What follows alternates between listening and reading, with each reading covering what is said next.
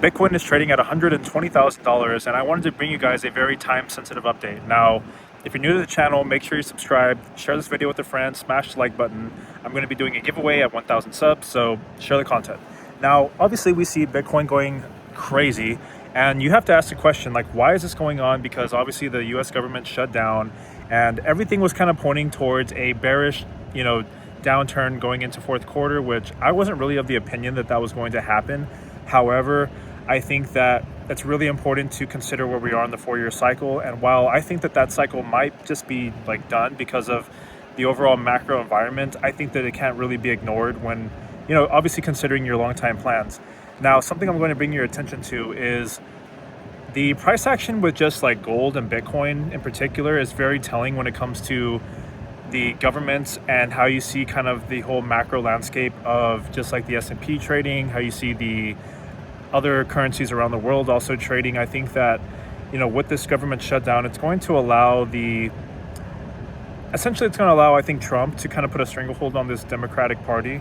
And it's going to create I would think like a flight to safety, because obviously if the government shut down, it's going to lead to, obviously they're going to have to stimulate the economy. They're going to have to bail these people out whenever, other systems inevitably start breaking. And again, like, the US is like $36 trillion in debt, something like that. And I don't think that there's any real path to sort of repay that. And I think that most people that are financially literate know this. And so the only real way to do this, I think, is through stablecoins and through Bitcoin. Now, I think that obviously we see these stablecoin legislative, bills getting passed. And I think that we're going to have a lot of stablecoin integrations with the banking system. And when you kind of look at everything from, taking a step back, it's all going to make sense. And I've been kind of saying this for years now. I think that, the banks are going to kind of become obsolete, or they're going to have to follow suit, because they've obviously been against crypto all along. And I think that Trump kind of has a plan when it comes to what he wants to do with crypto and kind of offsetting the debt. And I would be very curious to see how this all plans out.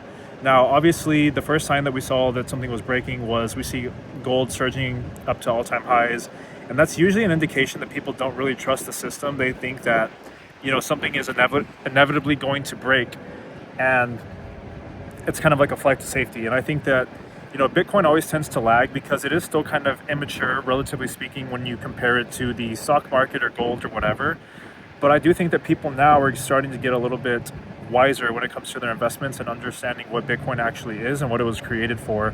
And so it's no surprise that Bitcoin now is trading above $120,000. And I think that going into the fourth quarter, it's only going to continue to do better as we start going into more of a quantitative easing cycle, which basically means that they're going to reduce interest rates and they're going to continue to print more money to prop up the economy. So I think that Bitcoin is going to stand to gain the most, but I do think that altcoins are also going to catch a bid, specifically the competing layer ones, like probably Solana. They're on the verge of getting a spot ETF, and they're going to start integrating a lot with stablecoins and just, I think a point of sale kind of payment processing when it comes to gaming, or maybe even like banks, or maybe you're a business that wants to offer, payments. I think that they're going to integrate a lot with that. So I'd be very, very surprised if Solana doesn't continue to start running up, assuming that Bitcoin continues its, bull run. Now, I don't have a crystal ball, but I think that contrary to what most people think, that the 4-year cycle is just, I don't think it's going to end until well into 2026, and I'm happy to be wrong. And I think that anybody watching this should have a plan if it goes against you.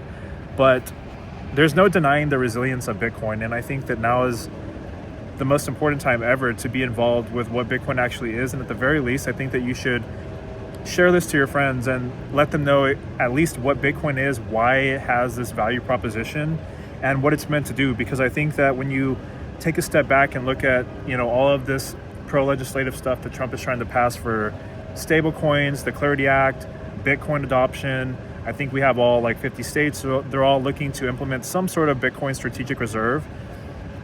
When you couple that with, the economy being so propped up, no path to pay off the debt, and we're just seemingly just printing more money, I think that it makes a really good argument as to why people should at least consider having some sort of Bitcoin or any hedge against not even just inflation, but just like the dollar system in general. So again, I hope this makes sense. And if you have any questions, I'm going to continue to provide daily updates.